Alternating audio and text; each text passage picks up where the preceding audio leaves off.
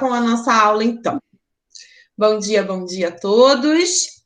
Nós vamos começar essa aula de hoje, galera, fazendo a correção do exercício da página 339. Foi a única página que ficou para casa, tá? Então, a gente vai começar a corrigir. Me falem aí, se já estiverem com a página em aberto, para eu começar Eu a já fazer. tô. Qual página, tia? 339.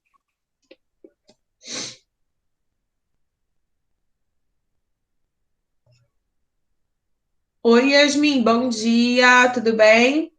Bom dia, Fabiola, tudo bom? Tudo, graças a Deus. Página 339, vamos lá. É só uma revisão do que a gente estudou nesse capítulo, né? Nas áreas que se estendem pelo litoral e que recebem grande umidade do oceano, encontramos a vegetação de...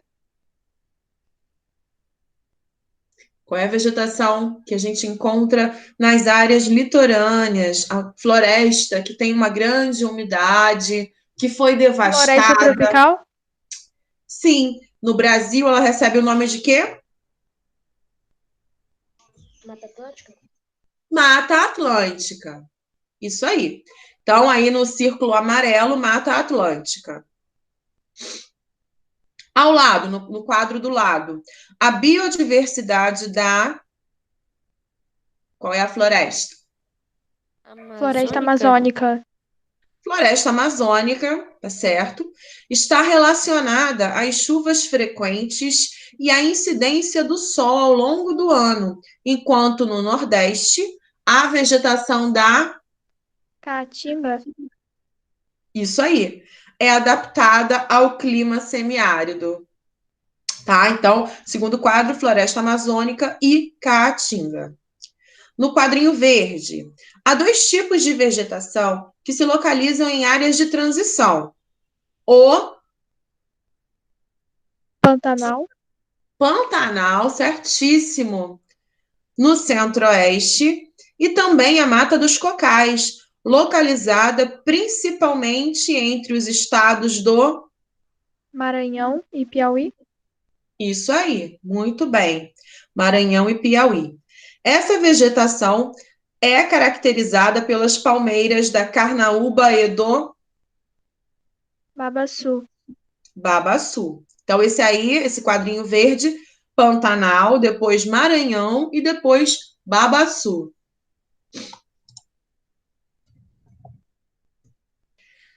No quadrinho que tem aí umas pontinhas vermelhas, tá assim.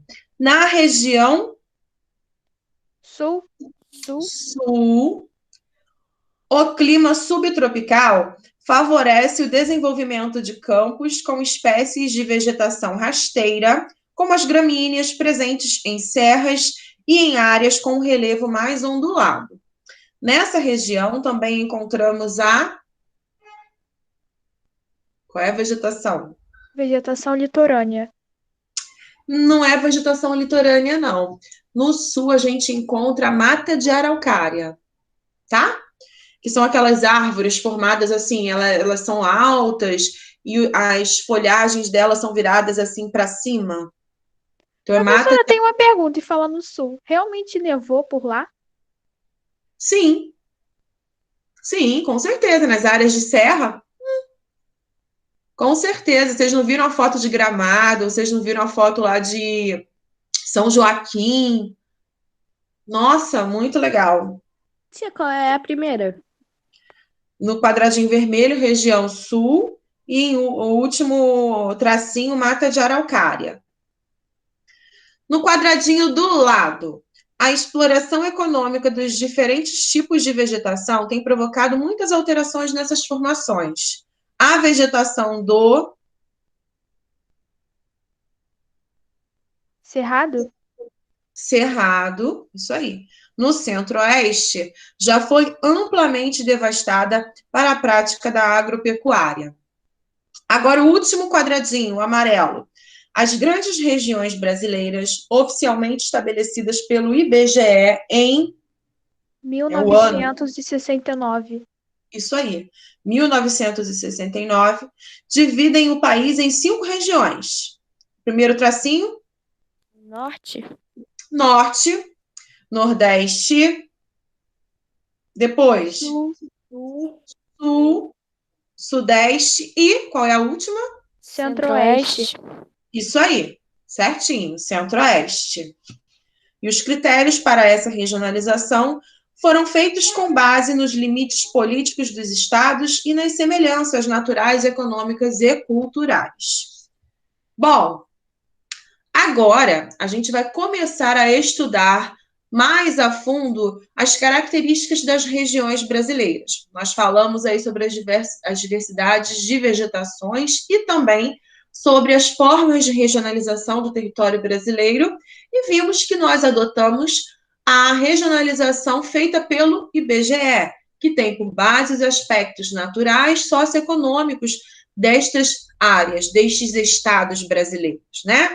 Então, a primeira região que a gente vai estudar é a região norte. Na página 340 e 341, nós temos uma imagem bem bacana, que é o encontro do Rio Negro com o Rio Solimões. Olha só essa imagem que nós temos aí no livro. Rio Negro, a área totalmente, a água muito mais escura, né? E os Solimões muito mais barrenta. Esses dois rios, quando eles se encontram mais à frente, eles vão formar o Rio Amazonas, tá? Que é o maior rio que nós temos, ok?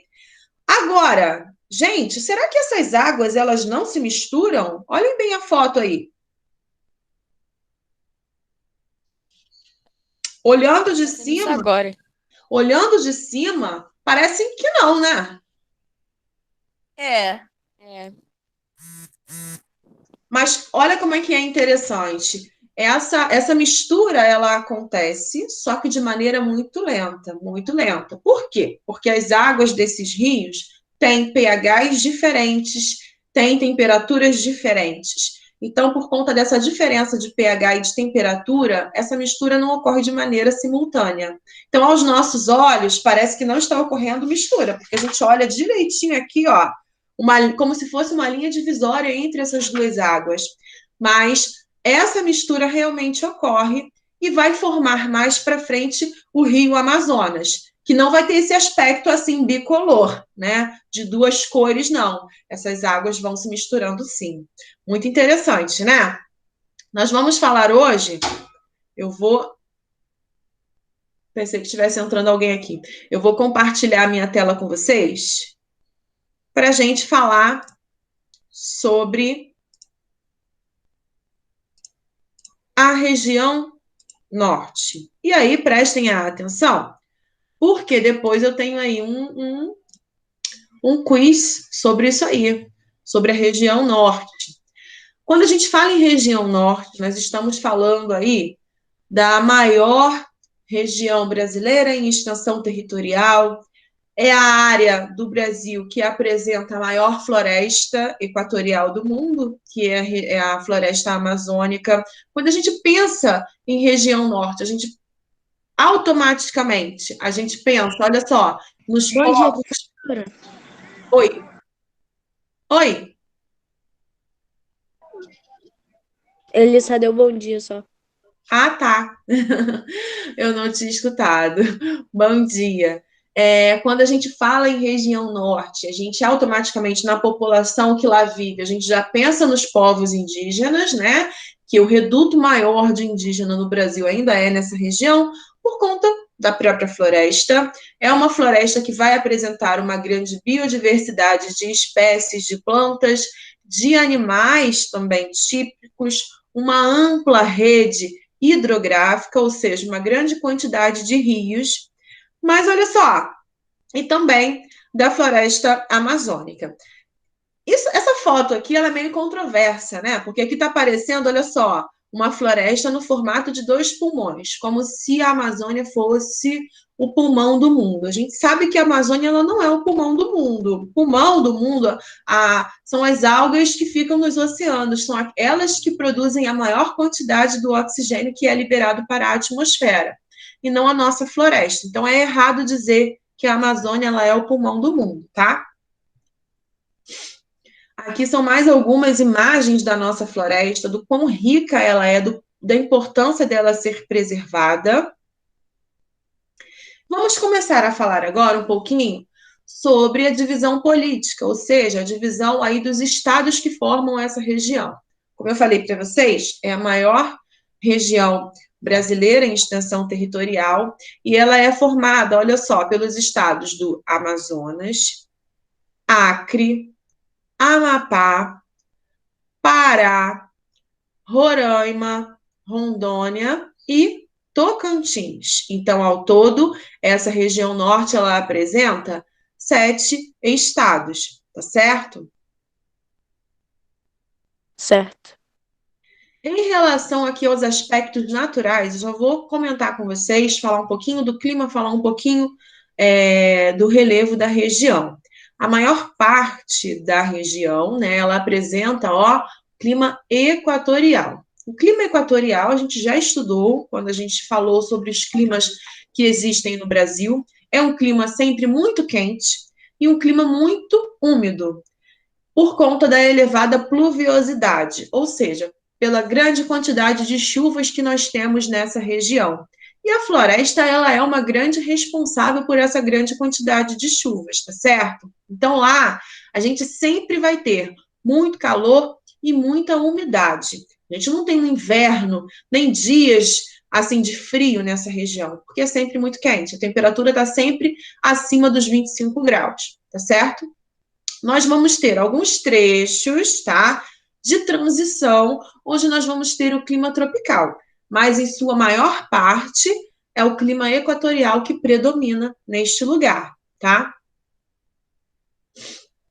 Com relação ao relevo da região norte, ele é constituído basicamente por 3 grandes unidades. Olha lá, predominam as planícies e algumas depressões, e 2 planaltos, Planalto Central e Planalto das Guianas, que são os principais. Então, aqui a gente vai apresentar as 3 formas de relevo, planaltos, planícies e depressões, mas vamos ter destaque para essas 3 formas aqui, certo?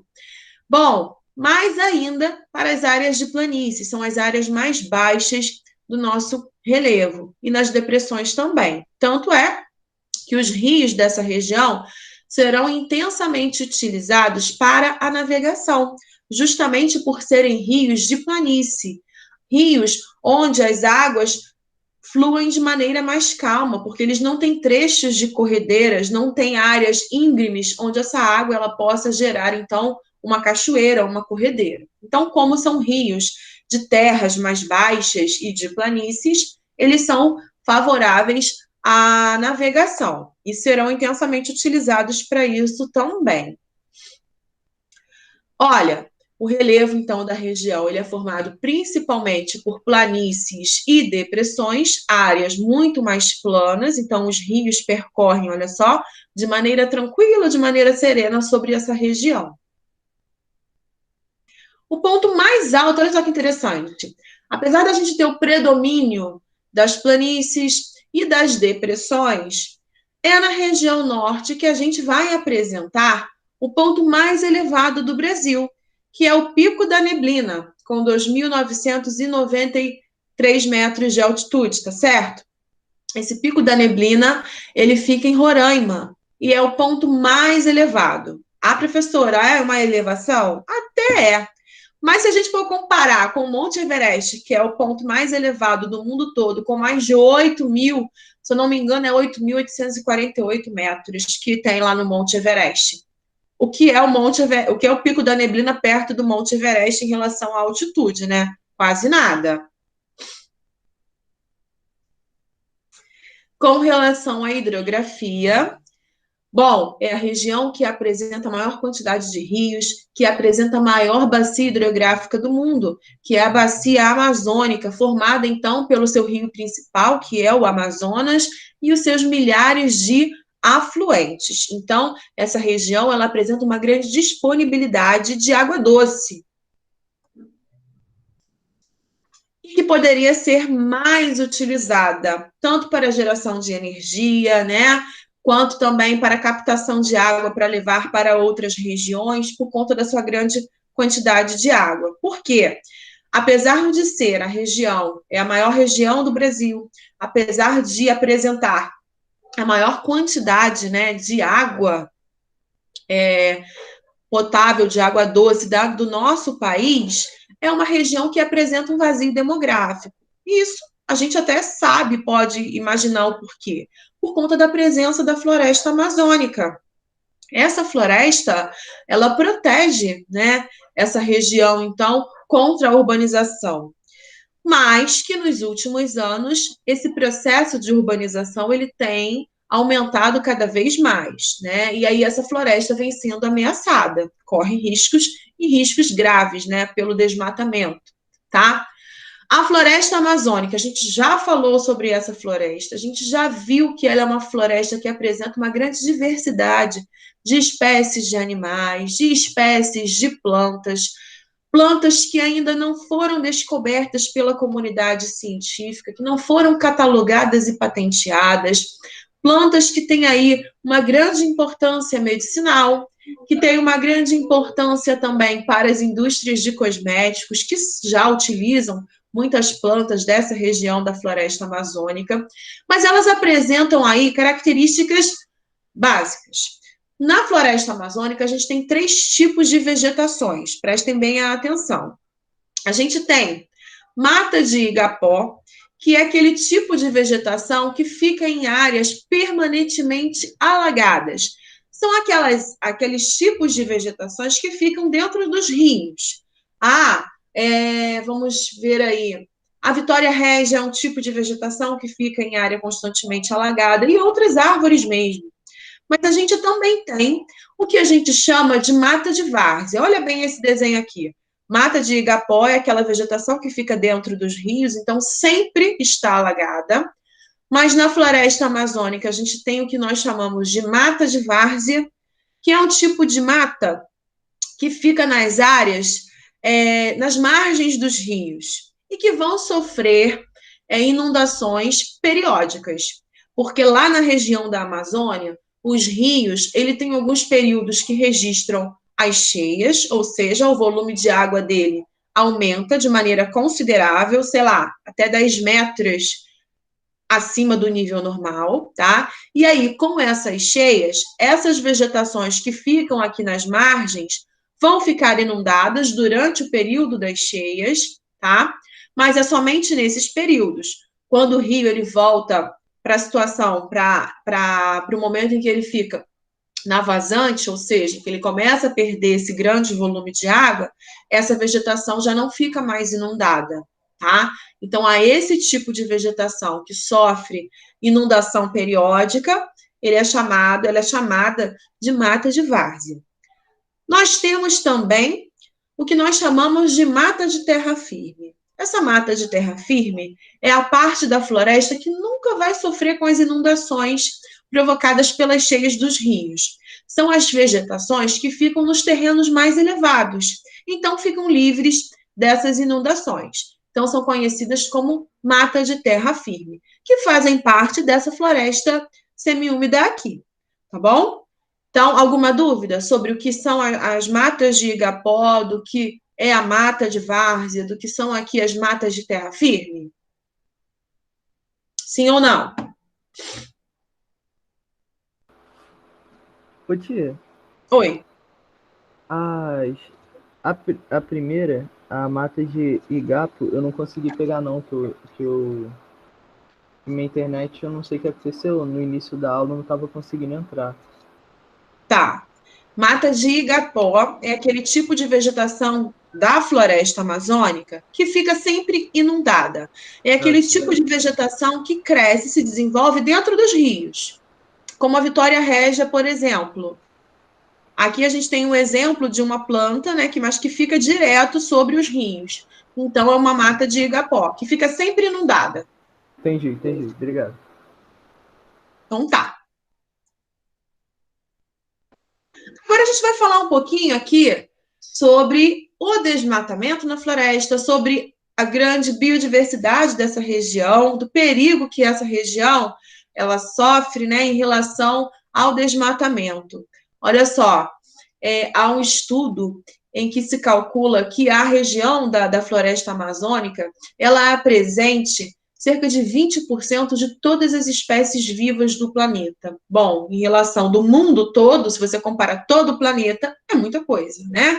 Então, há muitos anos que os cientistas eles vêm aí denunciando a questão do problema do desmatamento na floresta amazônica. Bom, sabemos que essa floresta apresenta uma grande diversidade de espécies de plantas. Nós vimos que a floresta amazônica ela apresenta uma mata densa, uma mata fechada. As copas das árvores, as árvores são altas e as copas, elas protegem o solo. Porque se a gente olhar, tiver uma visão do alto, a gente não consegue visualizar o solo. Se tiver alguém andando ali por entre a floresta, você não consegue ver, né? Então, é a própria natureza protegendo esse solo. E por quê? Porque o solo da Amazônia, ele não é rico em nutrientes. Ele é um solo frágil. Então, se ocorre o desmatamento na região, se esse solo fica exposto à ação da chuva, à ação dos ventos, esse solo ele vai passar pelo processo de erosão, pelo processo de lavagem desse solo através da ação da água, que se chama lixiviação. E aí, os poucos nutrientes que este solo possui, ele vai perder ao longo dos anos, né? E pode chegar um determinado momento que este solo, ele possa perder todos esses nutrientes e se tornar uma região de deserto. Isso mesmo, onde você planta qualquer coisa e nada cresce e nada se desenvolve. Existem alguns trechos da região da floresta amazônica que já estão se tornando áreas de desertos. Não um deserto daquela areia igual o que a gente vê lá no Saara. Não é aquele tipo de deserto.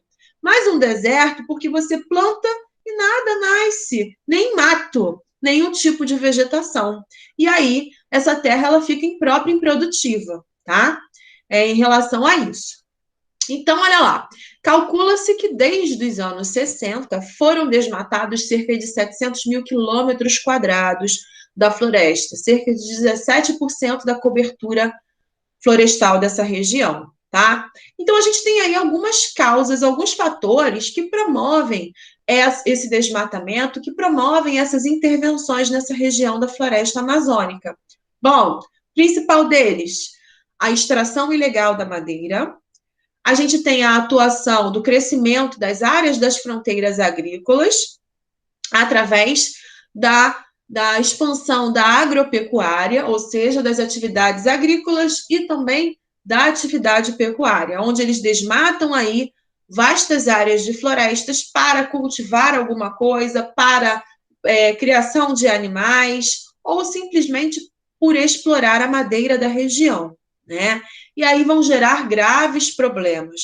Nós já vimos que essa floresta, ela tem aí uma grande importância também na logística do clima, tá? A gente já viu que essa floresta, ela é importante por ela ser úmida, né? Então, ali na região, nós vamos ter a presença do clima equatorial, que é o clima quente e chuvoso. Nós temos áreas ali na região da floresta amazônica que diariamente ocorrem chuvas e, em parte, essas plantas, essa vegetação, ela é importante para esse processo.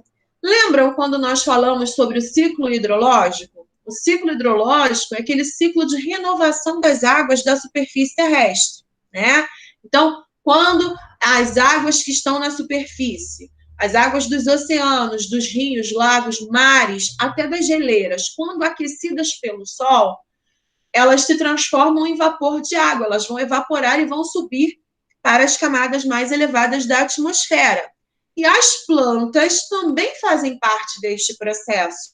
As plantas, quando são aquecidas pelos raios solares, elas transpiram a água que elas armazenam dentro de si. Então, esse vapor de água vai e sobe para as camadas mais altas da atmosfera e vão se transformar em nuvens, né? Elas vão se condensar.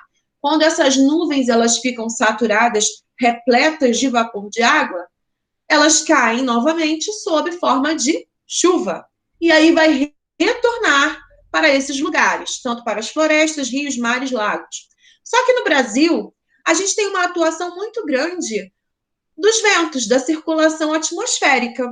E aí esse vapor de água, muitas vezes, que é formado na região norte, acaba migrando para a região centro-oeste, para a região nordeste, que é uma região mais seca, aqui no sertão, por exemplo, onde nós temos o clima semiárido. Então, a umidade proveniente daqui da Amazônia é importante para amenizar o calor das outras regiões brasileiras.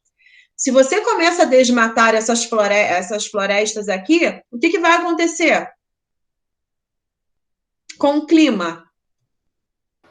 Vai mudar, o clima vai mudar, e vai morrer também muitas plantas, muita biodiversidade. Assim. Com certeza o clima vai mudar. Aonde já é um clima seco, esse clima tende a piorar, a ficar mais seco ainda, inclusive até nessa região também. E aí algumas espécies de plantas podem entrar em extinção. Animais que dependem dessas espécies de plantas também irão morrer por conta da falta de alimentos. Então, a gente vai mexer com a logística não só da floresta em si, mas com a dinâmica climática também do Brasil. Aqui nesse mapa, gente, olha só, a gente tem aqui em amarelo, tá?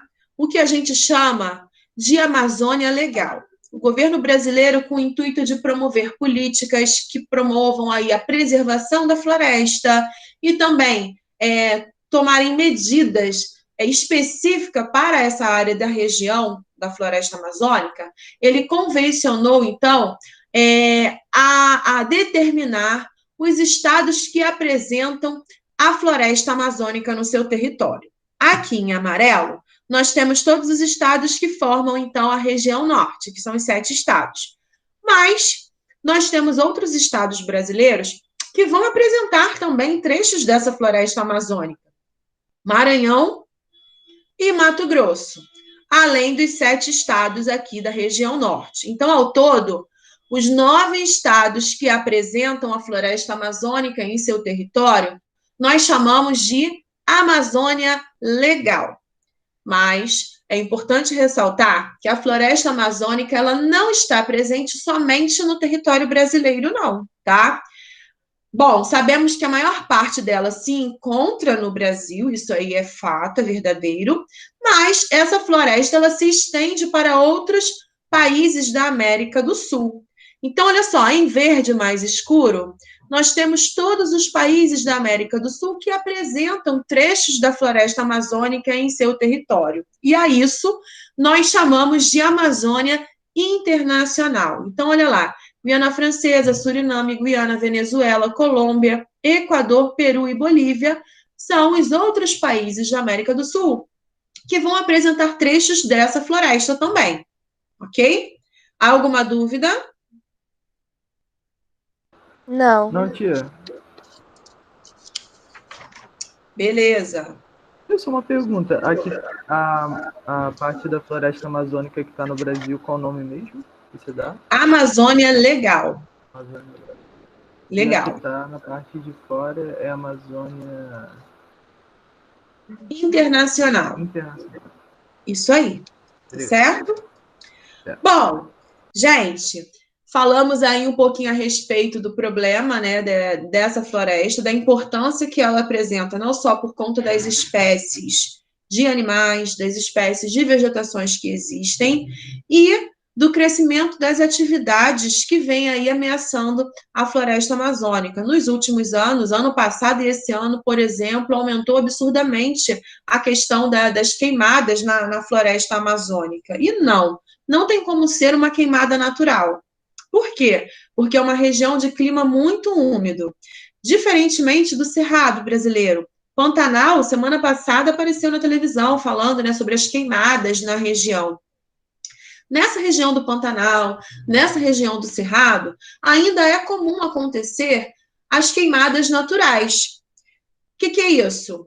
Bom, por conta do clima ser muito quente, do clima ser muito mais seco, ou seja, ficarem aí durante vários períodos com estiagem, com a ausência de chuvas, é comum a vegetação começar a pegar fogo sozinha, né? Se você tiver o vento, as folhinhas vão ficar se atritando umas com as outras, sendo aquecidas pelos raios solares, elas acabam pegando fogo naturalmente. Então, a isso a gente chama de queimadas naturais.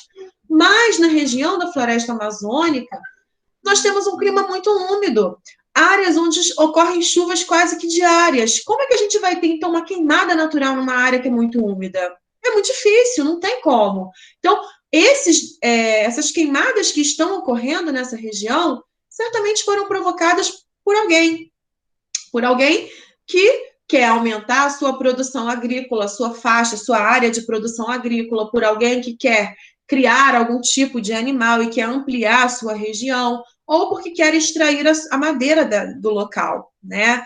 Então, é necessário a gente ter, então, leis mais severas a favor dessa floresta. A gente já viu também que realmente é difícil para o governo federal estabelecer aí uma ronda, podemos assim dizer, né, para fiscalizar essas áreas que estão ameaçadas a ir pelo desmatamento, porque é uma floresta muito grande, é uma região de mata muito fechada. Então, é preciso muita gente para poder fazer, então, resguardar esse território, e aí acaba encontrando diversos obstáculos para isso. Além de nós termos essa problemática da questão do desmatamento na floresta, da redução aí da diversidade, nós vamos encontrar a biopirataria. Vocês lembram o que é a biopirataria?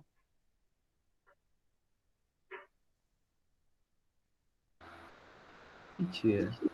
Não, tia. Biopirataria é o tráfico de. A pirataria. A venda. Ih, tia, não sei não, tia. Mas como esqueci. A biopirataria nada mais é do que o tráfico ilegal de espécies de plantas, de espécies de animais da nossa floresta. E lembram quando eu falei com vocês aqui a respeito sobre isso, um pouquinho sobre a biopirataria, que muitos estrangeiros eles entram na região da floresta amazônica em busca dessas plantas que podem ser utilizadas a serviço da medicina, que podem ser utilizadas a fim das indústrias de cosméticos, na produção de cosméticos, e eles entram de maneira ilegal e se apoderam dessas espécies de plantas. Se ainda não estiverem catalogadas, patenteadas e conhecidas pela comunidade científica, eles assim o fazem, né? Até espécies de animais também, vira e mexe, aparece na televisão os animais típicos da floresta amazônica sendo transportados de maneira totalmente ilegal. Muitos bichinhos morrem no trajeto, eles não conseguem nem chegar ao lugar lá para onde eles querem vender essas espécies, eles morrem no meio do caminho, né? Porque eles são levados de maneira totalmente indevida. Então, essa prática da biopirataria também deve ser combatida pelo nosso governo, mas é aquilo que eu falo, né? Há dificuldades, né? Realmente é uma floresta muito grande, de difícil acesso. Deveria ter um plano diferenciado, um olhar diferenciado para essa região, para combater essa prática, né? De biopirataria, porque isso é um crime, é ilegal, né? E também de proteção da nossa floresta contra esses desmatamentos que ocorrem de maneira clandestina. Quando nós falamos aqui sobre a agricultura, eu lembro que eu passei uma reportagem sobre a irmã Dorothy, lembra? Que ela queria promover o desenvolvimento sustentável aí na região da floresta amazônica, e por ela mexer com grandes fazendeiros da região, ela acabou sendo assassinada, né? Porque eles eram contra que esses povos ribeirinhos, a população nativa, tivesse direito ao uso da terra e que pudesse promover esse crescimento com o desenvolvimento sustentável. Então, a gente ainda tem outras barreiras por detrás, que não é só a falta de pessoal para monitorar a região. Nós temos ali arraigado na região norte a prática de atuação de fazendeiros, de grileiros, de poceiros, de pessoas que não têm a posse das terras, mas que simplesmente se acham os donos da região. E aí promovem essas intercorrências e essas atuações na área da floresta amazônica, tá certo? Alguma dúvida? Não. Não. Não, tia, Bom. tudo certinho. Tá. Eu vou parar de falar aqui a respeito, que eu não vou falar sobre os aspectos econômicos aqui da região hoje, não. Nós vamos agora falar um pouquinho aqui. Deixa eu primeiro ver se eu faço esse jogo com vocês e depois a gente faz o exercício. Ó, primeiro nós vamos lá para a página 346. Módulo 3, né, tia? Módulo 3, página 346.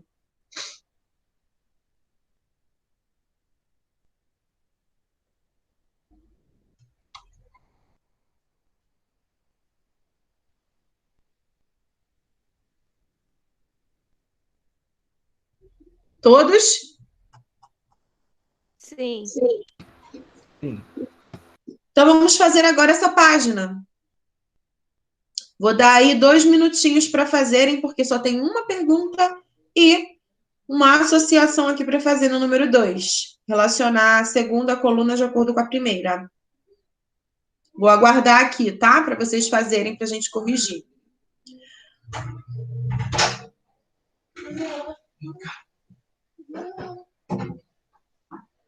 Gente, Manuela queria hoje participar da aula. Ela abriu a porta agora aqui.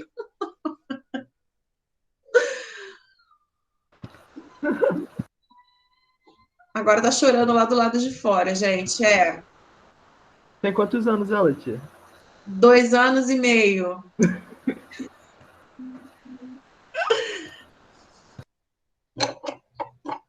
Acabou de acordar, coitada.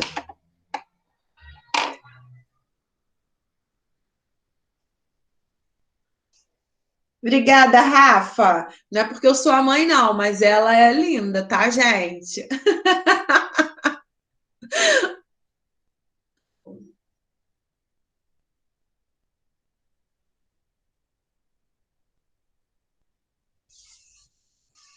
Vou deixar ela passar uma temporada na sua casa, Gabriel. Rapidinho você vai querer me devolver.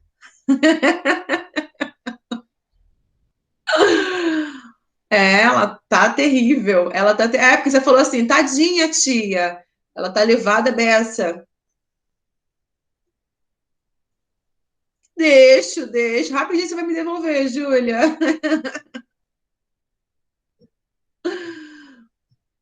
Já imaginou juntar seu irmão e ela?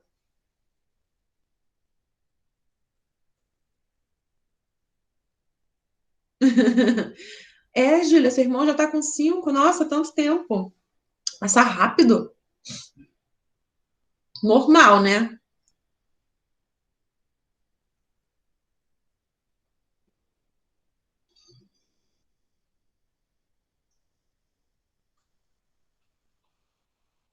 Vamos lá, então. Mais 2 minutinhos, tá?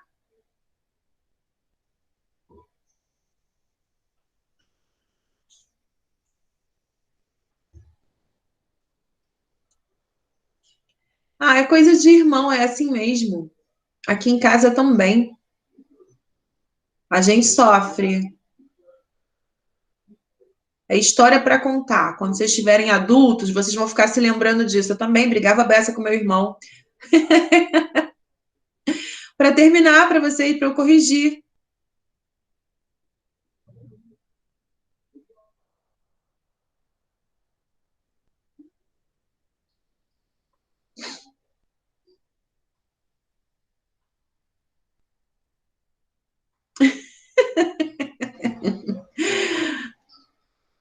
É mesmo, Gabriel.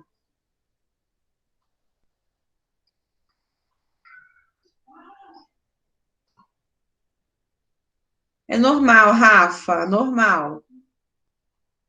Podemos? Podemos corrigir, galera? Espera só mais um pouquinho, rapidinho, Fabiola. Só um Tá. minutinho, tia. Só um minutinho.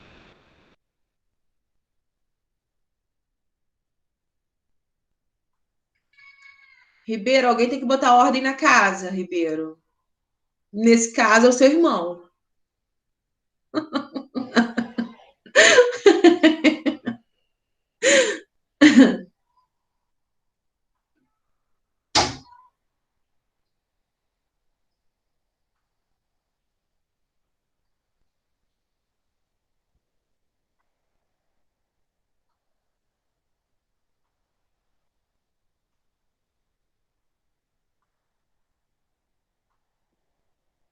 Terminaram?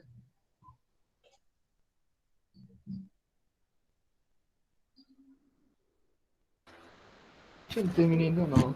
Eu tô com dúvida. Na última parte, eu esqueci qual é a mata de várzea. E aqui, A página, várzea.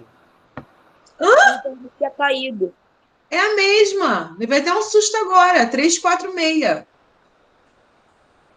Tia, minha internet caiu, você ainda estava na 340.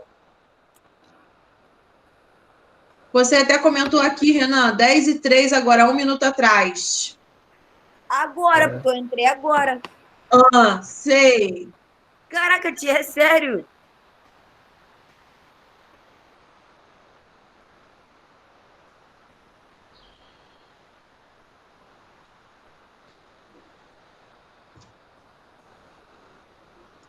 Mais 1 minuto, hein?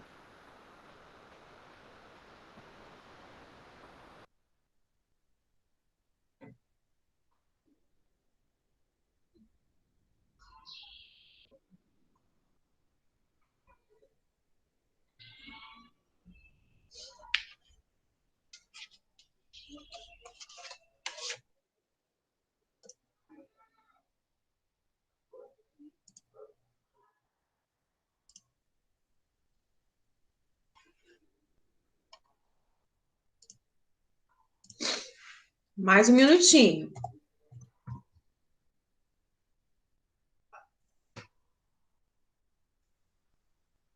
Enquanto isso, estou preparando aqui a tela do jogo de vocês.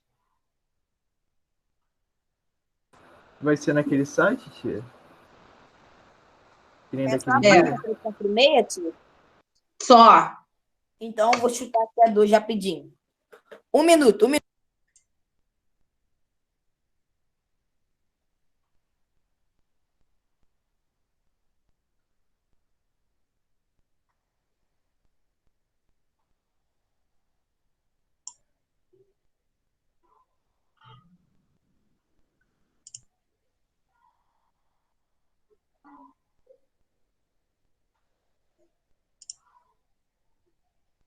Pronto, tia. Tá, só 1 minutinho.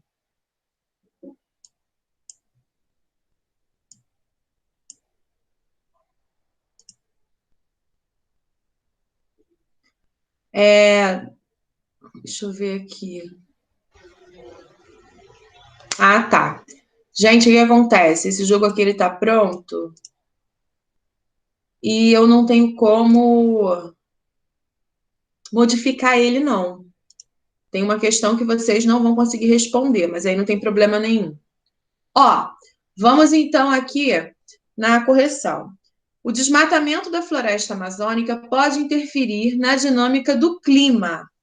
De que maneira a floresta é resultado da inter-relação entre o clima e a vegetação? O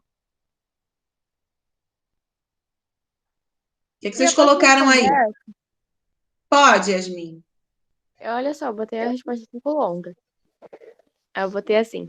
A vegetação de determinado lugar se adapta ao seu clima, e o clima da floresta amazônica, por ser quente e úmido, possibilita o surgimento de diversas espécies terrestres e aquáticas, e apresenta a maior biodiversidade do mundo. É isso aí.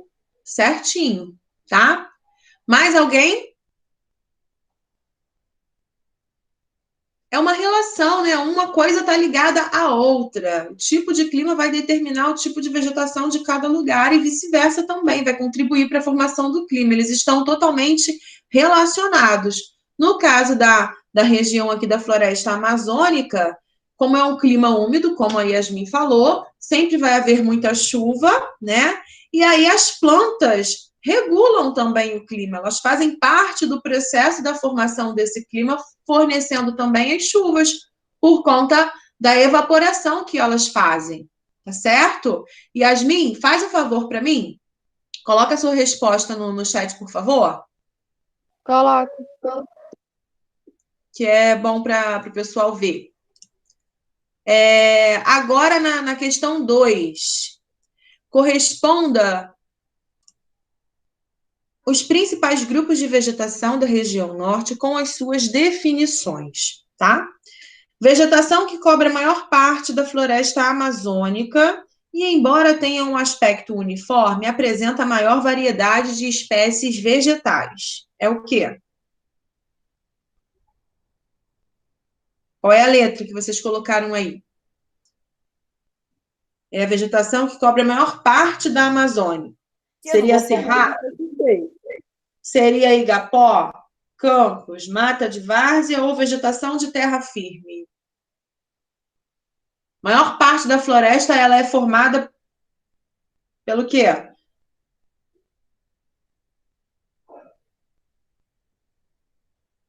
Ana Bárbara, você fez essa? A primeira eu não consegui fazer, mas eu acho que é vegetação de terra firme. É isso mesmo, é a letra D. Vegetação de terra firme. Desenvolve-se em solo constantemente encharcado, onde encontramos as vitórias régias. Igapó. Igapó, certinho, letra C. Vasta área dessa vegetação abrange o estado do Tocantins. Qual é o tipo de vegetação? Cerrado? Cerrado. Olha só que interessante. O estado de Tocantins nem sempre pertenceu à região norte. Antes, o Tocantins ele não existia. Ele só passou a existir a partir de 1992, quando ele foi separado do estado de Goiás. Na região centro-oeste, a gente tem o predomínio do cerrado, tá certo? Então, Tocantins foi desmembrado de Goiás, passou a fazer parte da região norte por apresentar uma economia muito parecida com os estados da região norte, tá? Então, essa daqui, do estado de Tocantins, é a letra A. Nós vamos ter trechos do cerrado, tá? Um pouco mais distante dos rios, algumas espécies de palmeiras e seringueiras, capins e ervas formam essa vegetação, que é influenciada em determinados períodos de inundação. Mata de várzea. Letra B. A resposta, a gente consegue matar a resposta, olha só, que é influenciada em determinados períodos de inundação. A mata de várzea, em determinados períodos, elas sofrem com as cheias. É isso aí. E, por último, além da floresta amazônica, é outro tipo de vegetação encontrada principalmente nos estados de Roraima e do Amapá. Campos. Campos. Então, a sequência aqui é D, C, A, B e E. Ok? Alguma dúvida? Não. Então, olha só, vocês querem fazer esse joguinho? Porque eu posso passar aqui, eu tenho mais coisa para passar para vocês. Vocês querem fazer o joguinho da região norte? Uhum. Sim. Deixa eu ver aqui, deixa eu só entrar. Deixa eu fechar aqui.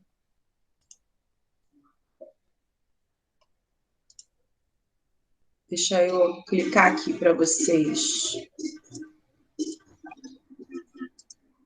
Vou colocar o link novamente.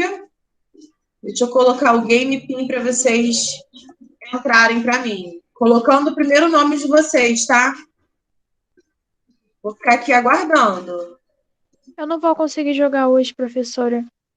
Por quê? Eu tô sem o celular da minha mãe. Eles estão trabalhando hoje, minha mãe e meu pai. Não vai ter como Ana jogar. Bárbara, você vai conseguir jogar com seu próprio celular. A diferença é que você vai ter vai perder mais tempo para olhar a pergunta aqui pelo Meet e a resposta. Verdade, um tempão. Eu também não vou conseguir jogar no celular da minha mãe. Você pode entrar. Rapidinho, tia, vou ver se tem um celular livre aqui, rapidinho. Cadê o pessoal que está tentando entrar no jogo? Tem ninguém que entrou aqui ainda na minha sala, no meu jogo? Tô aguardando, hein? Pedro, Vitor, Gabriel. Tá. Tia, não tem celular sobrando não, então eu vou fazer no meu celular mesmo. Tá. Lembrando, gente, que esse jogo vai ter uma pergunta que vocês não vão conseguir fazer porque tá falando sobre a economia. Mas aí vocês vão marcar e a gente vai pular, tá certo?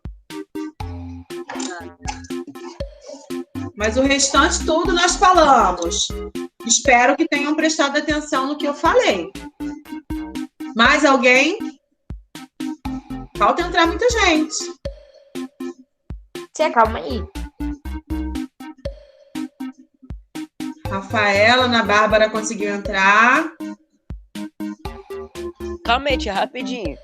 Tá, Tem sua aula em sai. Meu irmão emprestou o celular dele.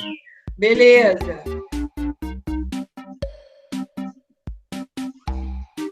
Rebeca entrou.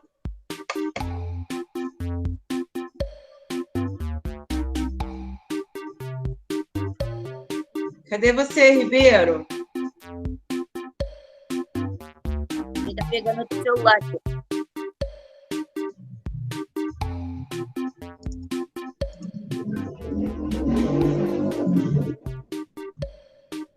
Professora, não tô... Oi, Luquinhas. Pega o link, ó. A tia não colocou, disponibilizou um link aí no chat para vocês. Clica nesse link. E aí você vai colocar a senha. Já entrou no link? A senha é 660873. Diana. Cadê, gente? Ribeiro?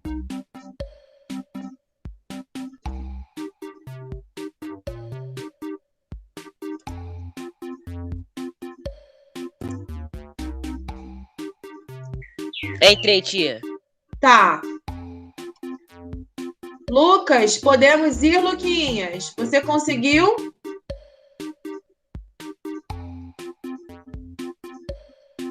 Tá com medo, Carol? O máximo que vai acontecer é você não pontuar. Hein? Luquinhas, você conseguiu? Qual é a senha mesmo? 660873. 660873. Aí depois você coloca o seu nome.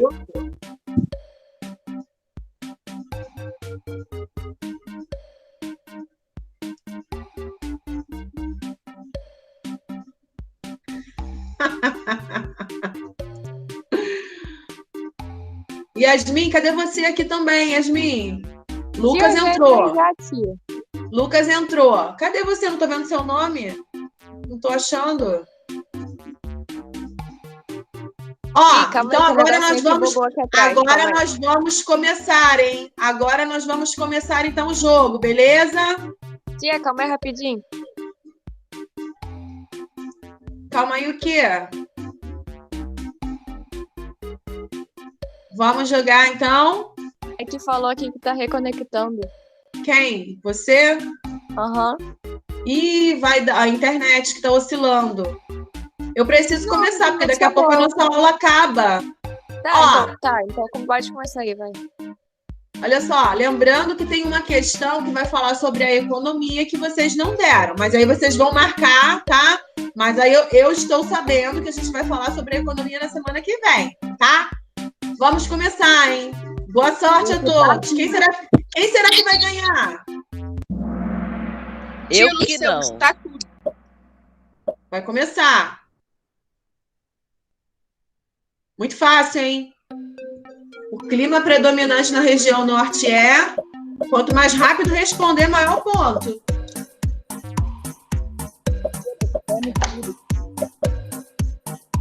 O primeiro, pelo menos. Vai, gente. Primeiro, pelo menos, eu sei. Acertei, eu acho. Eu acertei. Olha lá, Renan tá na frente. Caraca, Renan, já? Ó, os rios da região norte são intensamente utilizados para... Falei isso no início sobre a hidrografia.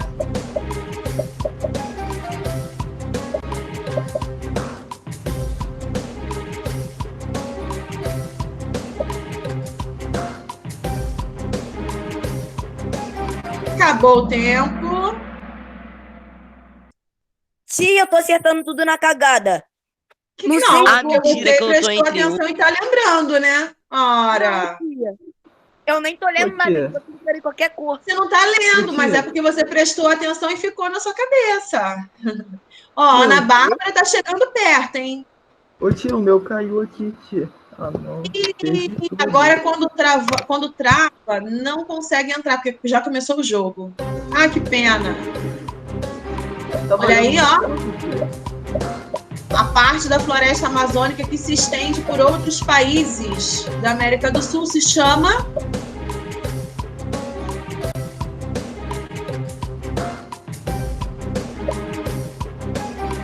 Vamos lá? Ai, que bom, pelo menos a maioria acertou. Uhul! Aí, Renan, deu mole, hein? Ana Bárbara passou por você. Dei mole. A região norte é formada por... Quantos estados possui a região norte? Eu respondi, falei isso no início da aula. Ah, tia, eu marquei o errado. Ah, aí deu mole. Eu lembrei. O dedo era pra clicar em um, clicou em outro. O dedo é muito boa. Vamos ver. Pelo menos. Ih, Renan, Rebeca te passou, hein? As meninas, pelo menos. Ah, os meninos, vamos lá, gente. Vamos lá, vamos acertar. Porque as Força, meninas- Renan. Tia, deixa ele lá. A vegetação Força, da floresta Renan. amazônica, que fica livre das inundações dos rios, é conhecida como... Falamos sobre isso também. Travou. Mentira, Pô, tá isso eu não dando sabia errado não. pra mim. Marquei qualquer uma. Eu não tava conseguindo sair. Poxa, deu mole. Vamos ver a pontuação? Ana Bárbara continua lá na frente. Renan, o que está acontecendo contigo? Você estava em primeiro e agora está em Força, Renan. Pedro Luca, me ajuda aí também. Tá ruim pra você. Olha aí, ó. Mata da floresta amazônica que sofre periodicamente com as cheias dos rios. Falei isso aí, hein?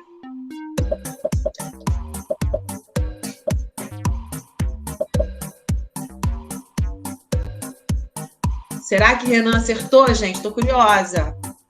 Também tô, tia.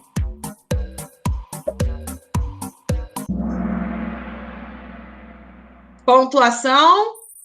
Ana Bárbara segue lá na frente. E eu só E aí, desci. ó, Gabriel tá passando, já passou Renan, olha aí, ó, tem chance ainda, hein? Ô, Renan, Pô, que tia, isso? tô pior que o Tá em Vasco. primeiro. Força, Renan. Ó, essa também dá para responder, hein? Atividades que mais promovem desmatamento na Amazônia, eu falei isso.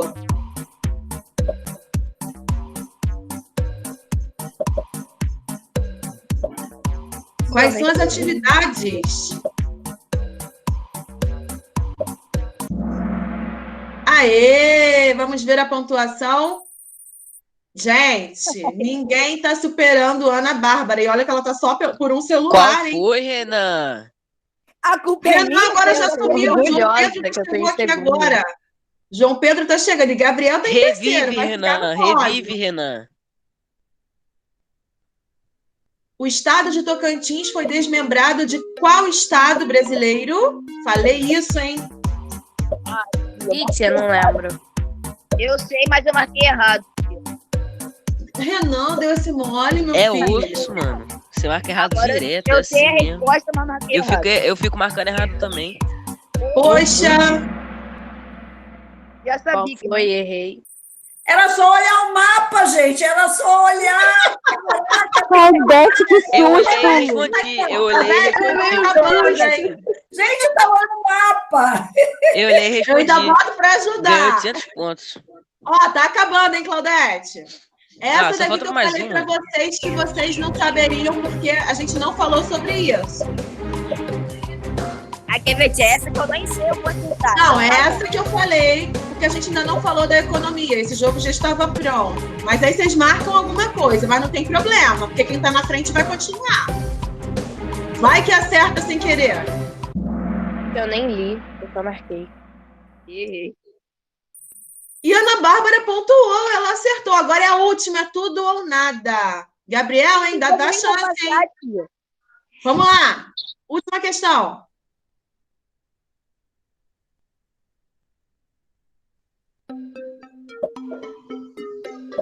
Caraca, você falou. Eu falei. Não vou lembrar. Falei, mostrei essa imagem do Pico da Neblina, essa mesmo. Eu não lembro mais. Vai, gente, pensa. Acabou o tempo. Tem que ser rápido, gente. Errada com 4 pontos. Ó, vamos então agora o pódio. Vamos lá? Quem será que ficou aí nos 3 primeiros lugares? Fiquei último dos últimos, tio.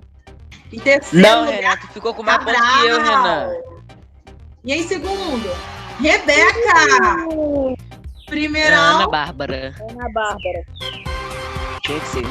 Desculpa, gente, mas as meninas deram show. Meninos, vocês deram muito mole, tá? Você compensamos Tá da aula puxando o saco, passada. tia. Não, tia. Tá bom, gente. Ó, eu vou ficando por aqui, que eu já peguei aí um tempo da aula da Claudete. Claudete, desculpa aí. É. Beijos, fiquem com Deus, tá? Até Tchau, semana que tia. vem. Tchau, Lila. Bom dia, Claudete. Bom dia, pessoal. Bom dia. Bom dia. Bom dia, Joguinho tia. aí, né?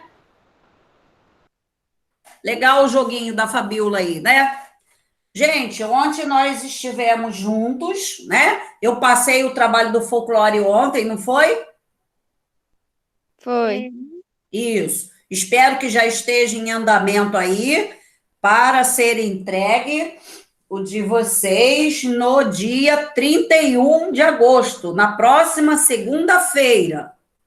Então, na próxima segunda, trabalhos valendo 2 pontos, certo?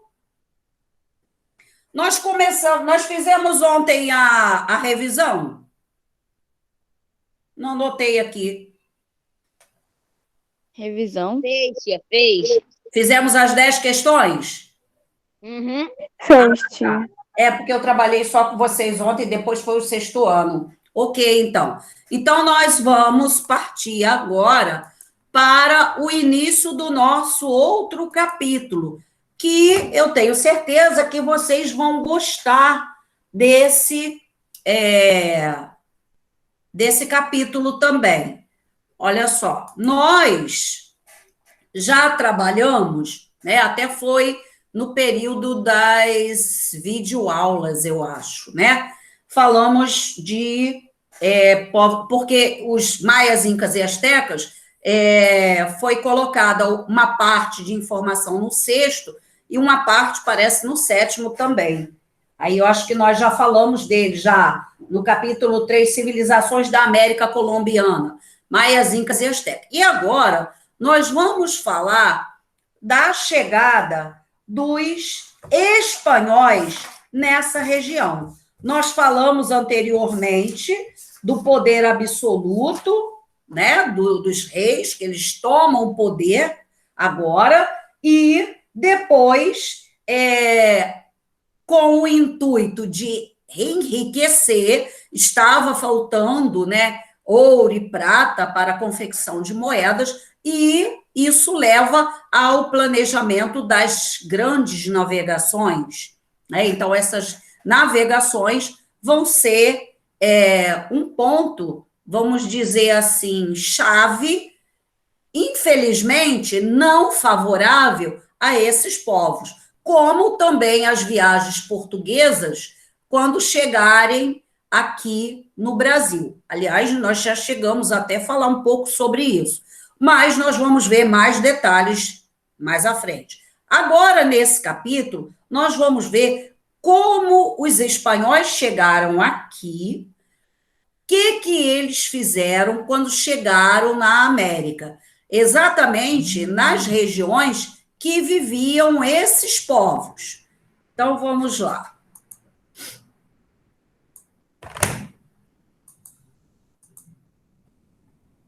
Vamos lá.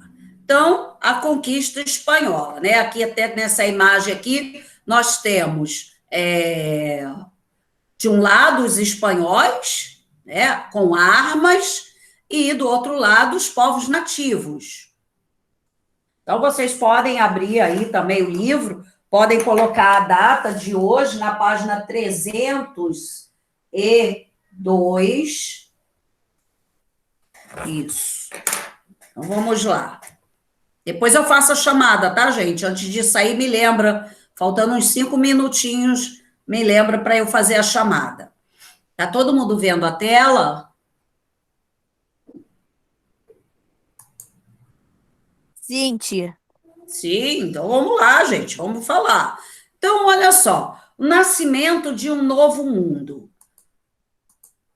Vocês têm a ideia da chegada dos portugueses na América, né? Vocês, com certeza, trabalharam isso no 4º e no 5º ano. Então, sempre... Tia, pra mim ficou pequeno.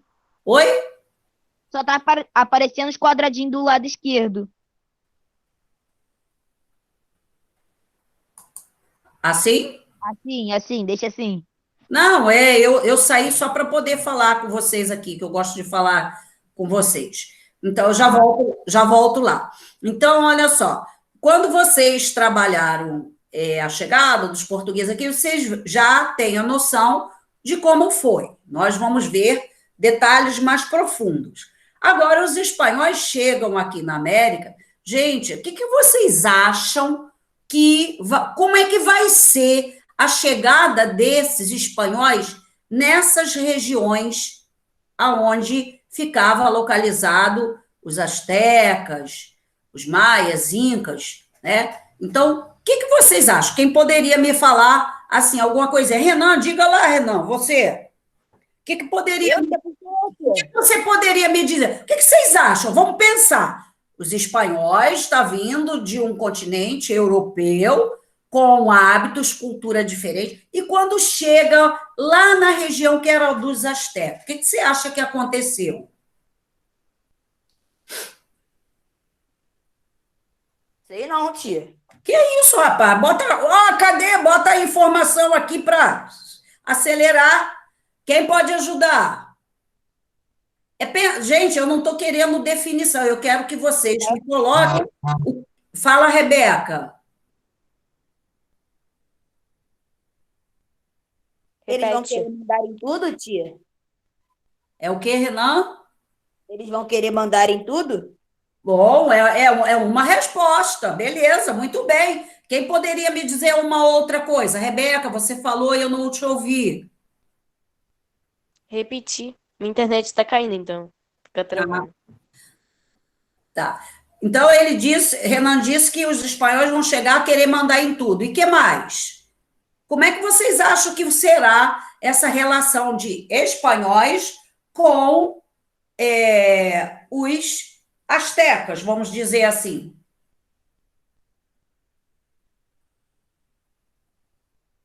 Eles iriam querer mudar algumas coisas que eles fazem, alguma tradição, parte da cultura? Sim, é isso mesmo. Isso também, Ana Bárbara. Gente, olha só, os povos nativos da América, todos, América toda, norte, central e sul, todos viviam da sua maneira. Havia conflito entre eles, às vezes? Sim, mas se resolviam, né? Tanto nos povos do Brasil, como os outros povos, que a América era toda habitada por nativos. Aí vão chegar um povo de uma outra região, com uma outra cultura, e a fim de explorar riqueza. Explorar riqueza. Olha o que eu estou colocando. Então, eles virão, os espanhóis chegarão, ou melhor, chegaram, né, com esse objetivo de explorar riqueza.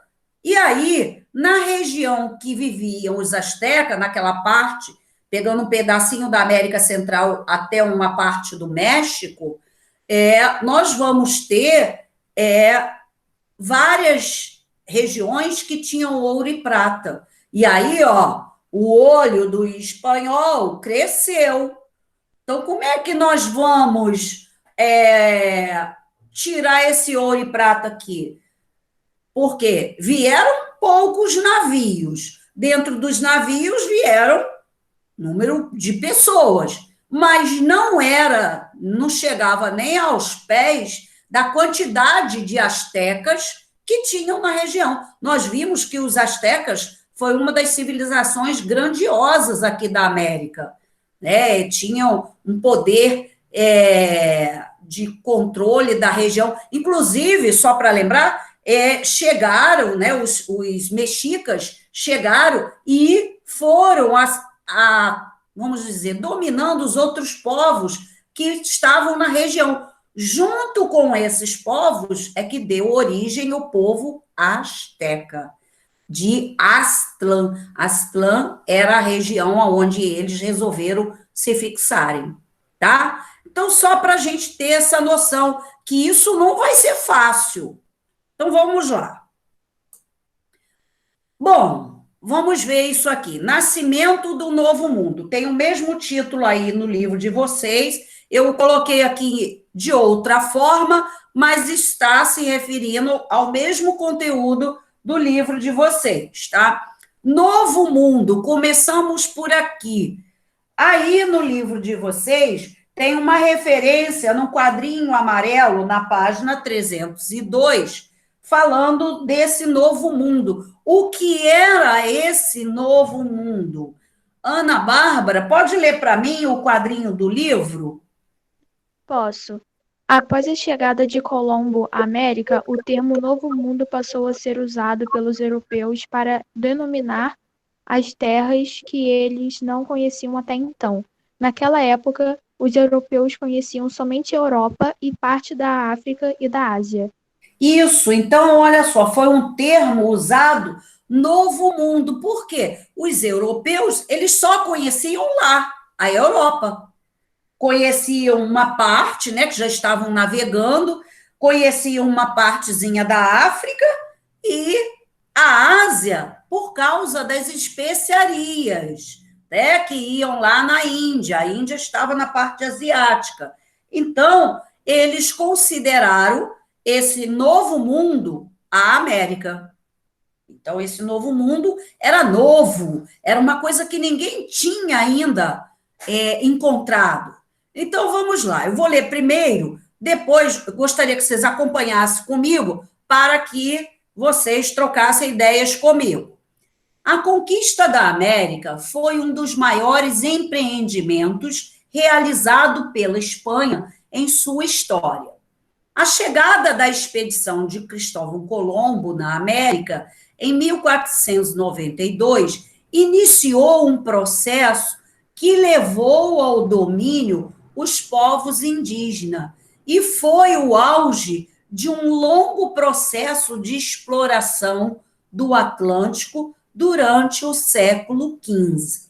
Nós vimos que, no capítulo anterior, até mencionamos um pouco isso, né? As navegações, nós vimos que Cristóvão Colombo chega à América em 1492, um pouco antes de Cabral chegar com a sua frota, né? Cabral chega em 1500, sai lá mais ou menos antes um pouquinho, chega em 1500. Agora, os espanhóis, eles chegam nessa região, né? Lembrando que os espanhóis ainda tiveram aquele problema de expulsar os muçulmanos da península, porque eram reis católicos, né? E aí não queriam outro tipo de religião no seu reino ou no seu estado, que aí já era um estado, porque já tinha os reis Isabel e Fernando, que casaram.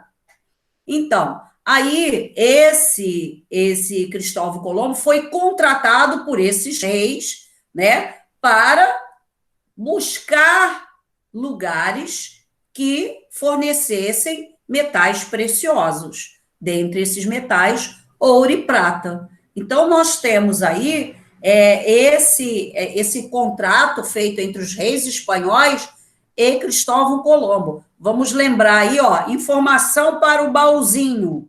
Abra, coloque a informação dentro. Cristóvão Colombo era italiano, da cidade de Gênova. ele era um genovês. Ele não era espanhol. Só que ele se dedicava muito aos estudos sobre navegação. Então, ele tinha muita informação para aquela época, era uma das pessoas que que sabia bastante sobre navegação, tá? Então, ele foi contratado pelos reis espanhóis. Então, por isso, nós temos aqui, né, iniciou um processo que levou o domínio povos indígenas. Gente, é muito triste, a gente vai falar disso, né? Mas aí, eu, pelo menos, eu paro e tento me transportar para esse período e ver a situação como deve ter sido uma das situações assim mais terríveis que aconteceu. Por quê? Eles vieram de outro lugar para cá e vão escravizar, vão explorar toda a região, né? Vão dizimar, vão matar aqueles que não seguirem suas ordens. Então, eu acho que foi um dos fatos assim terríveis que aconteceu logo no início da chegada desses colonizadores aqui na América. E o objetivo inicial de Colombo era alcançar a Ásia, chamada de Índias. Eles chamavam, né, o continente asiático, tudo era chamado Índias, tudo era Índias. Eles não conheciam ainda, não sabia que a Índia era uma área, a China era outra, e para eles toda aquela região era chamada de Índias. Entretanto, a expedição de Colombo resultou na chegada dos europeus ao continente americano e iniciou um processo de ocupação e colonização, né? Então, ó, gente, o que era as Índias? Toda a região da Ásia. Toda a Ásia era chamada de Índia. E aí vai começar o planejamento para chegar a esse continente. Coloquei aqui essa imagem aqui para lembrá-los da cruz nas velas. O que representa essa cruz aqui, gente?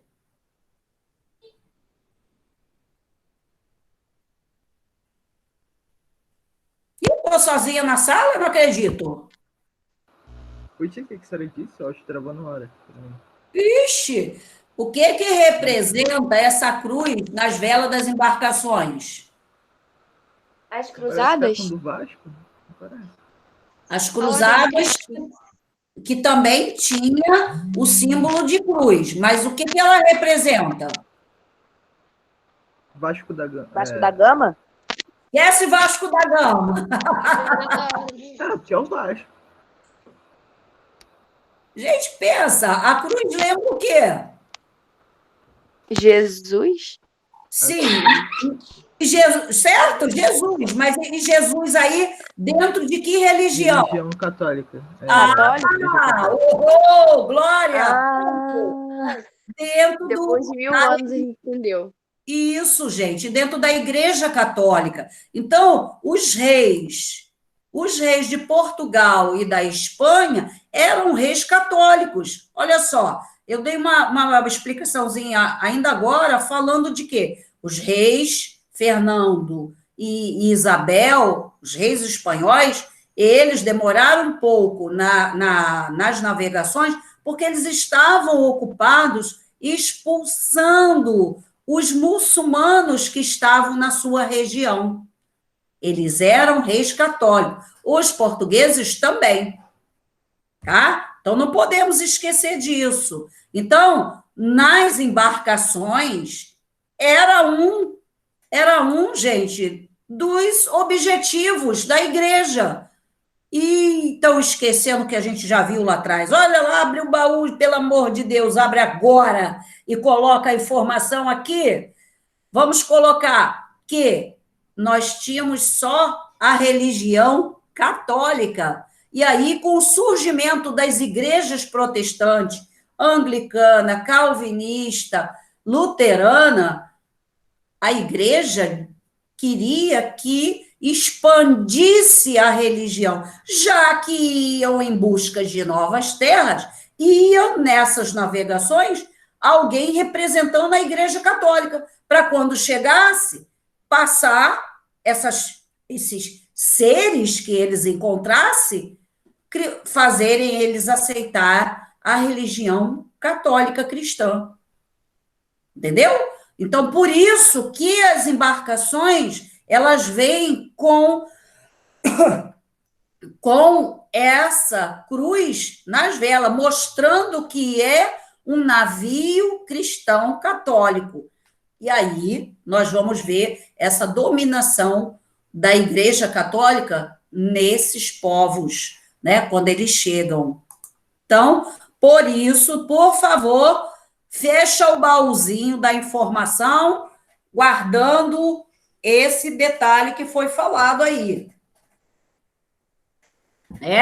Que as embarcações católicas, tanto portuguesas como as espanholas, elas vêm com a cruz representando a Igreja Católica. Claro que vinha um padre jesuíta nessas embarcações, que era ele que iria transformar os nativos em católicos.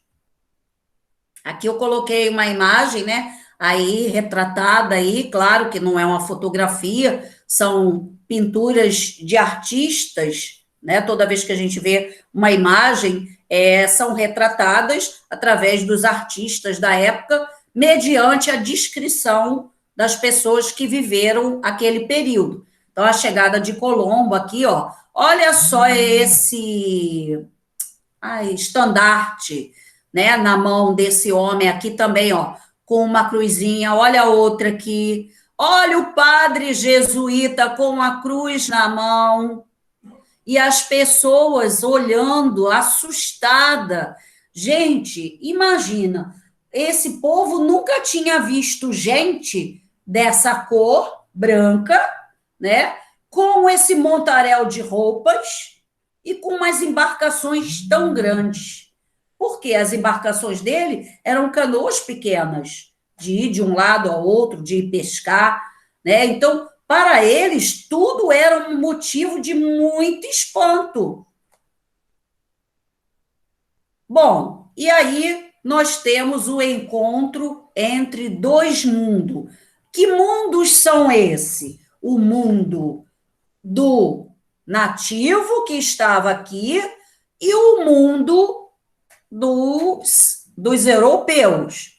Aí, gente, nós vamos ter essa história bem interessante sobre a chegada nos povos astecas, né, dos espanhóis nos astecas. Então, nós vamos ler com atenção. Aí no livro coloca uma parte, mas tem uma outra parte que ele não fala dessa história. Então, eu coloquei aqui. Então, vamos lá, dando o nosso pontapé inicial, como vai ser o encontro desses dois mundos, certo? Então, vamos lá, pode ser, deixa eu ver, José, você pode iniciar aqui essa história que nós vamos conhecer? Claro, tia. Ô, tia, tem uma serra elétrica aqui, tá fazendo muito barulho?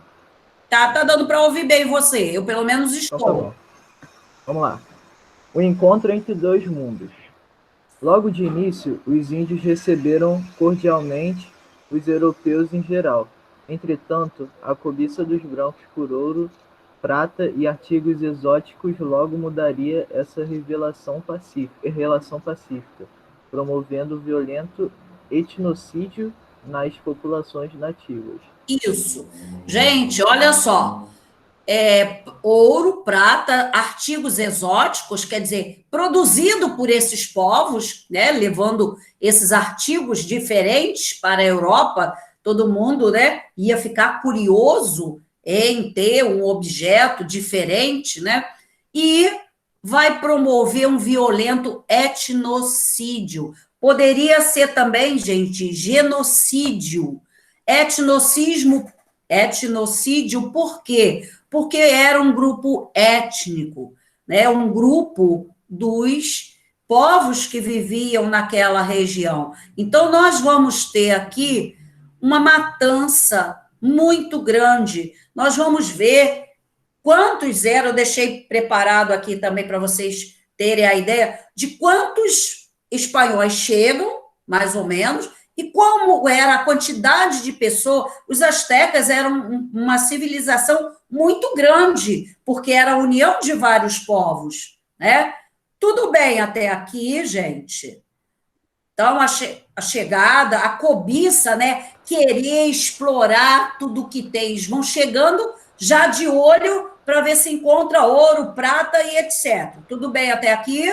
Tudo bem, tia, tudo bem. Tudo bem. Tudo bem. Então, vamos lá. Rebeca, Eu vou você pode continuar. prosseguir para mim a leitura? Posso. Pode Além da comigo. destruição física propriamente dita, os nativos americanos tiveram sua cultura, seus usos e seus costumes destruídos pelos europeus, que, em nome da civilização e da religião, lhes impuseram novos idiomas e uma nova fé. Isso, gente, olha só. Além da destruição física, né? Quer dizer, da morte, né? Matar mesmo as pessoas, ainda tiveram os seus costumes destruídos. Por quê? Porque os europeus querem que eles passem a seguir os hábitos dele, que aprendam a língua dele, dos espanhóis, que aprendam os hábitos deles. Lembrando que espanhóis, os maias e os incas, esses povos e vários outros povos da América do Norte, eram, como são áreas mais frias, eles não andavam nus como vários grupos brasileiros, tá? Então, aí não vai ter tanto espanto quanto ao estilo de roupa. Mas será um espanto também, porque vão ver que eles vão utilizar roupas diferentes das dos espanhóis, né? Enfeites e tal. Esse lance do se chocar com o indígena nu vai ser com os portugueses, tá? Então, nessas regiões, tanto até mesmo nos Incas, que é aqui na América do Sul, próximo à Cordilheira dos Andes, né?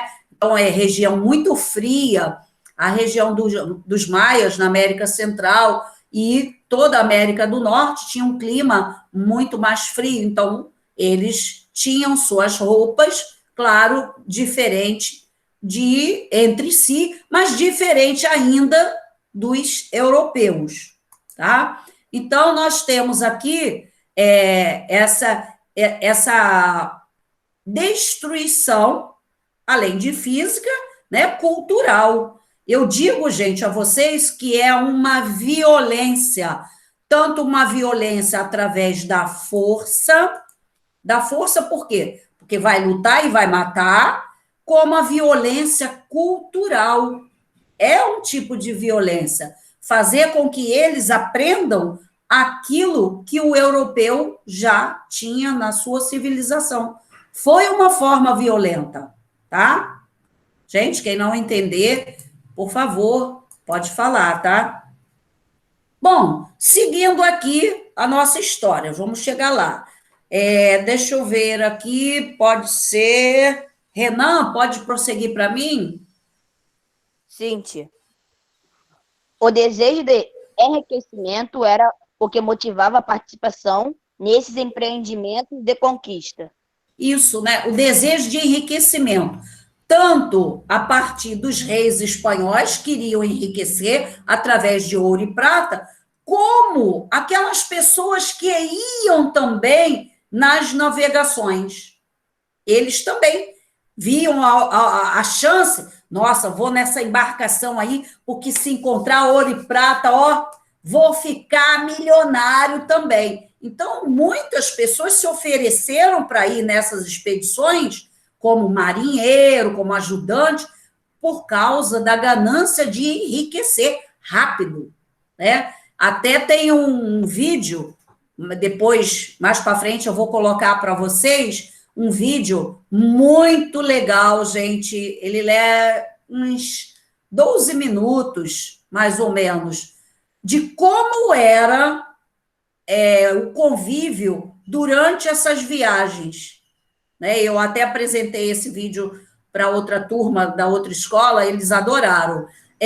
Como é que era, né? Porque navegava aí durante 2, 3 meses, 4. Então, era um convívio ali dentro. Como é que era? Como é que era a água de beber? Como é que era a alimentação? Como é que era um monte de gente junto, né? Então, mais para frente, eu vou colocar aí para vocês. Acredito que vocês deverão assistir, porque é assim, um filme baseado em relatos reais, tá? Não é invenção. Realmente foi feito levantamento e esse vídeo ele mostra exatamente a realidade dessas viagens, tá? Bom, e aí, prossegue aí, Ana Clara, tá aí, Ana Clara? Oi. Pode prosseguir aqui pra gente? Uhum. Vai. Os chefes das expedições eram, em geral, membros da baixa nobreza espanhola, e as tropas eram formadas por soldados e camponeses pobres que procuravam melhores condições de vida. Então, nós estamos vendo, gente, como é que era esse preparo para seguir as viagens. Então, chefe de expedições, baixa nobreza, aquele que era livre, tinha uma pequena terra, né? Não era aqueles grandes proprietários de terra, tinha um certo comércio. Então, essas pessoas também se ofereceram para ir nessas expedições. E as tropas eram formadas por soldados, camponeses pobres, aqueles pobres que, tipo assim, queria ganhar na Mega Sena, numa viagem só, né? Claudete, então, até os camponeses foram nessas embarcações? Sim, até camponeses se ofereceram, achavam que era a maneira deles encontrar ouro e ficar rico. Quer dizer, todos que iam na expedição iam buscar ouro para os reis, mas ele também poderia, né, acumular algum ouro para ele. Então, era, né, a ganância do enriquecer rápido. E aí, como eu estou colocando, nas viagens, muitas pessoas, gente, morriam. Por quê? As viagens demoravam, às vezes faltava alimento, às vezes faltava água para beber, as doenças apareciam. Os ratos que entravam nos porões dos navios ficavam lá circulando no meio das outras coisas. Então, eram viagens, assim, terríveis, né? De repente, até eu possa passar esse vídeo mesmo durante a aula, porque aí todo mundo que está aqui assiste de uma vez só. Como é pequeno, de repente, para a semana, eu coloco ele para a gente assistir. Então, vamos lá. Professora, e acho que essas doenças que eles podiam pegar nas navegações poderiam até mesmo passar para os nativos, né? Sim, até poderia também, mas muitos morriam mesmo antes antes de chegar. Por exemplo, nós vimos a peste negra, já falamos dela, né, causada pela pulga que o rato leva, e essa pulga transmite o vírus que ele armazena, a pulga, né, armazena e transmite, como o mosquito da dengue também faz. Então, os ratos nos navios, né, vamos lembrar que não era um período que as pessoas tinham muitas informações sobre higiene. Isso não existia muito ainda, mesmo que nós estamos falando já de um período da era moderna. Mesmo assim, a higiene, gente, não era tão frequente, não se tinha muita noção da higiene, tanto em casa e muito menos nos navios. E aí, prosseguindo aí, pode ser, João Pedro, você pode ler para mim agora, finalizando aqui?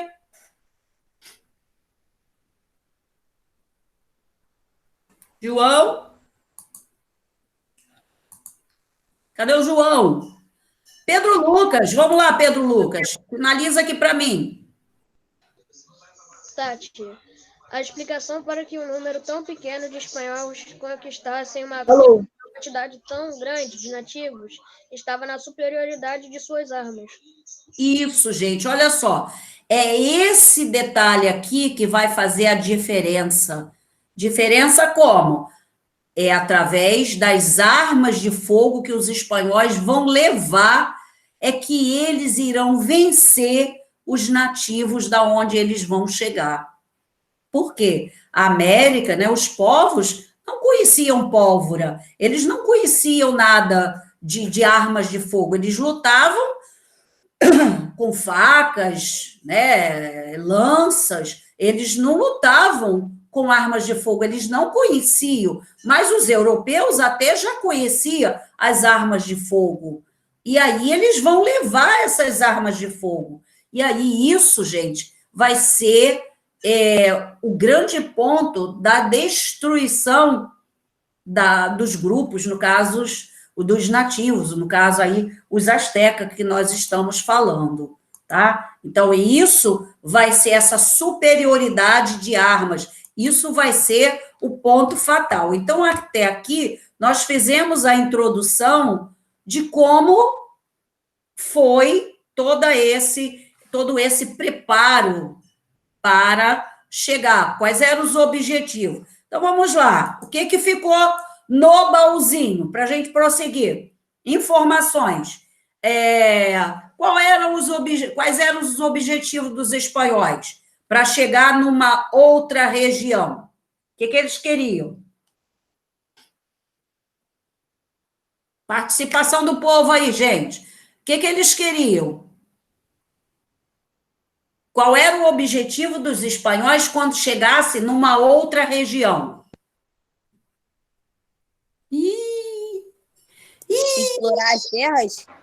Para quê? Para tirar o quê? Tirar ouro, tirar Isso. as riquezas. Isso, tirar o ouro e a prata, que era o fundamental, estava faltando isso lá na Espanha, né? A gente sabe que ouro e prata não é uma coisa que você tira e brota de novo. Tirou, acabou. Então, o que vai acontecer? Eles partiram para o caminho das Índias para comprar especiarias, mas também para encontrar terras que tivesse esse tipo de recurso mineral para poder se fazer suas moedas, enriquecer, né? E outro objetivo. Então, vamos lá. Ó, viu, João? Abre aqui a caixinha da memória. A caixinha aqui, ó. Outro objetivo, eu acho que é ter levado o padre por conta dos nativos. Isso, Ana Bárbara. Então, objetivo dos europeus nessas viagens, nessas conquistas, é buscar riquezas e espalhar o cristianismo católico. Então, espalhar o cristianismo católico era outro objetivo. Então, esses dois são os principais, ok? Então, vamos ver aqui, dá para a gente iniciar um pouquinho a história dos astecas. E aí a destruição, aqui tem a história de como que aconteceu a chegada desses europeus na região. Então, vamos lá. Uma antiga profecia afirmava que um dia o deus Quetzalcoatl, que era um deus dos astecas, né? A serpente emplumada, ele era representado como uma serpente toda cheia de penas, né? Era o resultado como um homem um homem de pele clara viria de barba, viria pelo mar. Deixa eu colocar de outra forma.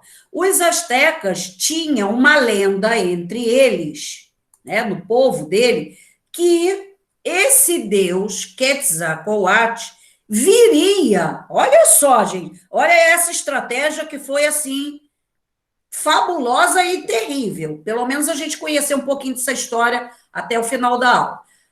Os astecas tinham uma lenda que o deus dele, Quetzalcoatl, iria se apresentar para eles de uma outra forma. e que eles viriam de uma forma, que ele viria de uma forma bem diferente, que poderia vir pelo mar, né, por um outro ser bem diferente. E aí, o ser bem diferente que vai chegar aqui são os espanhóis.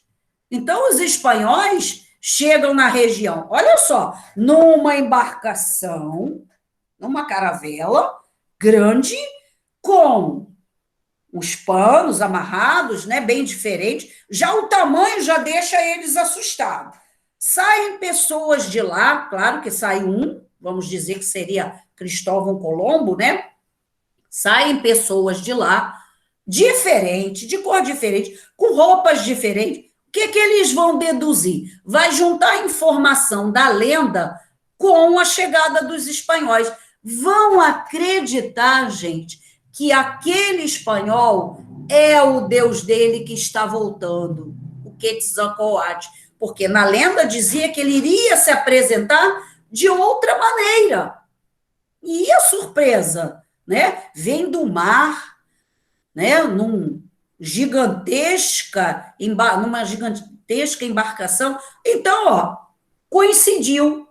Eles acreditaram que aquele homem era o Deus dele. Olha a situação, né? Quando os espanhóis chegaram, saindo das águas, com vestimentas brilhantes, armaduras de pele e olhos claros, barbudo, os astecas acreditaram que a profecia estava se concretizando. Para agradar a esse Deus, o imperador do povo asteca, né, o chamado Montezuma II, o recebeu, gente, com presentes, festas. O espanhol, que, na verdade, nessa expedição, quando chegaram aos astecas, já não foi Colombo. Colombo chega na ilha Hispaniola, não se deparou com os astecas. Mas depois, em outra embarcação, vem Fernão Cortés. E aí, quando os astecas se depararam com aquele homem, nossa, ele é o Deus em pessoa. Impressionado com a grandiosidade dos templos, né? Quando ele for, olha, gente, a situação foi triste, né? Confundiu o Fernão Cortés como o Deus. Vamos recebê-lo com festa, levou para ficar hospedado na melhor casa, ofereceu tudo de melhor para ele. E Fernão Cortés, só de olho observando quanta coisa que eles tinham lá. Eles até acumulavam, gente, ouro, mas o ouro que eles acumulavam não tinha valor financeiro. Era para fazer imagem do Deus Sol, né, representando os deuses da natureza. Era para esculpir os deuses deles. E aí, mas o Hernán Cortés, quando viu aquilo, nossa, chegamos no lugar certo, estamos sendo tão bem tratados, que maravilha, né? Olha que triste. E aí, né, para agradar esse Deus, o Montezuma, tal, impressionado com a grandiosidade dos templos e com a conquista da cidade, tratou logo de conquistar aquela região cujo povo conhecia e dominava a arte da fundição aurífera. Quer dizer, esse povo asteca, eles sabiam derreter o ouro, esculpir peças no ouro, né? Eles só não sabiam o valor do ouro. Para eles era só um metal bonito, dourado, diferente, né? O povo que já ouvia falar que aqueles deuses possuíam raios que matavam. O povo asteca, de algumas outras expedições, gente, não tinha televisão, não tinha internet, não tinha telefone, pelo amor de Deus, tá? Se liga no tempo. Como é que eles tinham alguns conhecimentos de outros povos? Porque os astecas estavam próximos a outras regiões que foram também vamos dizer, onde chegaram alguns outros europeus, ingleses também vão chegar, e aí, né, queiram ou não, eles se faziam uma comunicação e contavam detalhes sobre esses povos. Então, o povo asteca já tinha ouvido falar de que, só que na linguagem deles, eles falavam o quê? Que havia raios que matavam, eram os arcabuzes, tipo umas espingardas de cano grande, né? E ficaram aterrorizados com a visão daqueles homens brilhantes, montados em monstros que soltavam fumaça pelo nariz. Eram os cavalos, gente, que não era nativo da América. Os cavalos não existiam nessas regiões. Os cavalos eram da Europa. Aqui nessa região da América não tinha cavalo. Então, eles vieram para cá nos navios e trouxeram alguns cavalos. E aí, como o tempo frio, né, o respirar do cavalo, saía aquela fumacinha. Quando está muito frio, que a gente respira, né, sai aquele, como se fosse uma fumacinha. Então, gente, eles ficaram, né, intrigados, monstros, eram os cavalos, porque eles viam que o sujeito em cima do cavalo tinha uma força fabulosa. Gente, eles passaram a achar que se eles matassem o cavalo, a força do homem que estava em cima também acabava. Por que que eles tinham muita força? Porque o cavalo andava muito rápido, né? E quando eles começaram o massacre, esses cavalos corriam bastante e eles, com a espada na mão, conforme eles corriam, eles fincavam a espada num lado direito e no lado esquerdo em quem estivesse. Então, eles conseguiam matar muito mais pessoas montados no cavalo. E aí, os astecas, principalmente, começaram a achar que a força do cavalo estava na pessoa que estava em cima, tá? Gente, nossa aula, infelizmente, chega aí ao final, né? E aí, nós vamos... Oi, Rebeca? A chamada. Vai A chamada. aí o final, e aí vamos fazer a chamada, então. Vamos lá. Ana Bárbara. Presente. Hoje é uma aula só aqui. Isso. Ana Clara. Aqui. Isso. Arthur. Presente. Breno. Não está. Não está. Caroline. Presente. Está presente? Eu vou fazer o seguinte, gente, para a gente ser rápido, para não demorar. Quem não responder, eu sei que não está. Assim que eu chamar, a pessoa responde. Daniel. Diana. Aqui, tio. Ellen. Gabriel Cabral. Aqui. Gabriel Mauro. Gabriel Ribeiro. Gabriel Soares. Júlia. Presente. João Gabriel. José Augusto. João Pedro, Presente. desculpa, passei na frente, João Pedro. João tá. João Tudo Pedro bem. botou no chat. Tá. José Augusto, Júlia Presente. Lima, Presente. Júlia Costa.